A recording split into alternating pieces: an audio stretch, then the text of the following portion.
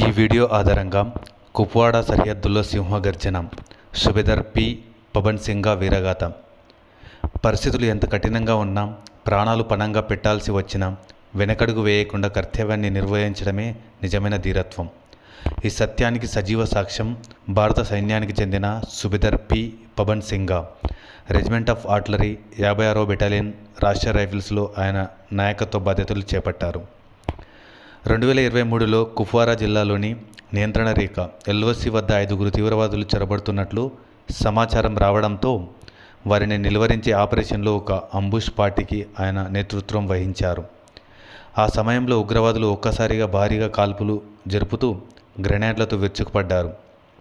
తన బృందానికి పొంచి ఉన్న భారీ ప్రమాదాన్ని గమనించిన పవన్ సింగా తన ప్రాణాల రక్షణను పక్కనబెట్టి వ్యూహాత్మకంగా శత్రువుల కాల్పులను తిప్పికొట్టారు. ఈ భీకర పోరులో ఆయన అత్యంత శౌర్యంతో ఒక ప్రమాదకరమైన ఉగ్రవాదిని అక్కడికక్కడే హతమార్చారు.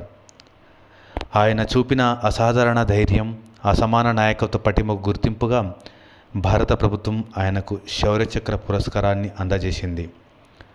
గౌరవనీయ రాష్ట్రపతి శ్రీమతి ద్రౌపది ముర్ము చేతుల మీదుగా ఆయన ఈ అత్యున్నత పురస్కారాన్ని స్వీకరించారు. ఈ కథ యొక్క సందేశం ఏమిటంటే, సంక్షోభం ఎంత పెద్దదైనా మనలోని స్థిరమైన సంకల్పం మరియు సమర్థవంతమైన నాయకత్వమే మనల్ని విజయం వైపు నడిపిస్తాయి. జై హింద్. नायब सूबेदार वर्तमान में सूबेदार P Pavan Singh, the regiment of artillery 56वीं बटालियन, दी राष्ट्रीय राइफल्स.